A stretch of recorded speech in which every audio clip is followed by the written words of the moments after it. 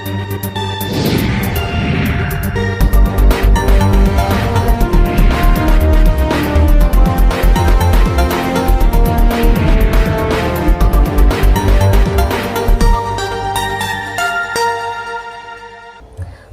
selamat pagi pemirsa. Apa kabar Anda hari ini? Liputan 6 kembali hadir menjumpai Anda bersama saya Sofia Turiskia. Sejumlah informasi yang aktual, informatif dan terpercaya akan kami siapkan untuk Anda. Baik pemirsa, kita masuk ke informasi utama hari ini. Kementerian Energi dan Sumber Daya Mineral menghentikan sementara operasi pertambangan nikel milik PT GAG Nikel di Kabupaten Raja Ampat, Papua Barat Daya. Pemberhentian operasi hingga proses verifikasi lapangan dilakukan oleh Kementerian ESDM. Aktivitas penambangan nikel di Kabupaten Raja Ampat menuai sorotan aktivis dan pemerhati lingkungan karena dinilai berpotensi merusak ekosistem dan biota laut di kawasan itu. Menurut Menteri ESDM, Bahlil Lahadalia, dari 5 izin usaha pertambangan di Raja Ampat, hanya 1 yang beroperasi, yakni milik PT GAG Nikel. Kembali ke berita selanjutnya pemirsa. Polda Kalimantan Selatan menggagalkan peredaran sabu-sabu seberat 54,8 kg dan 10.000 lebih pil ekstasi. Barang bukti yang didapat diantaranya merupakan dari jaringan internasional yang terafiliasi dengan gembong narkoba Freddy Pratama. Penangkapan ini merupakan penangkapan salah satu tersangka narkoba dengan barang bukti terbesar yang dilakukan anggota Polda Kalimantan Selatan dan jajaran Polres selama 1 bulan terakhir. Sebanyak 239 tersangka ditangkap dalam operasi tersebut dengan total barang bukti narkoba yang disita mencapai 54,8 kg sabu-sabu, 10.355 butir pil ekstasi, dan 9.400 butir obat keras berbahaya.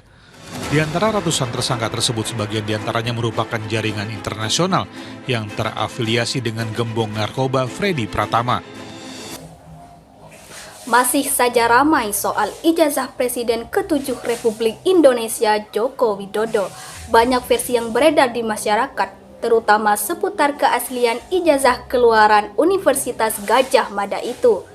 Jokowi akhirnya melaporkan tuduhan ijazah palsu itu ke polisi. Ujungnya nanti apakah proses hukum bisa membuktikan bahwa ijazah itu asli atau palsu?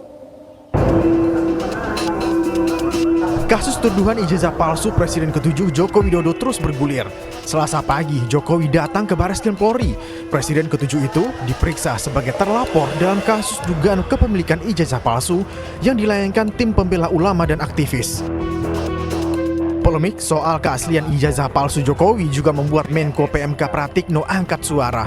Mantan Rektor UGM itu mengatakan sebaiknya publik mempercayakan sepenuhnya ijazah Jokowi pada institusi pendidikan tinggi yang mengeluarkan ijazah Presiden ke-7 itu.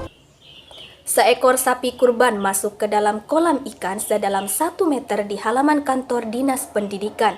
Lagi-lagi petugas damkar dikerahkan untuk mengevakuasi sapi dari dalam kolam. Seekor sapi kurban jenis simental seberat 800 kg ini masuk ke dalam kolam ikan sedalam 1,5 meter di kantor Dinas Pendidikan Jawa Timur.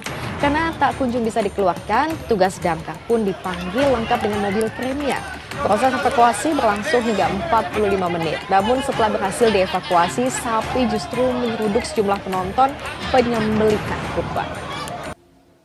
Masih seputar sapi pemirsa, apa jadinya kalau sudah belanja di minimarket tiba-tiba ada seekor sapi yang ikut masuk ke dalamnya? Entah mau jajan atau hanya ingin jalan-jalan, yang pasti keberadaan sapi tersebut menimbulkan kepanikan. Pengunjung sebuah minimarket di kawasan Seberang Ulu 2, Palembang berhamburan keluar saat tahu ada seekor sapi kurban berjalan di lorong etalase.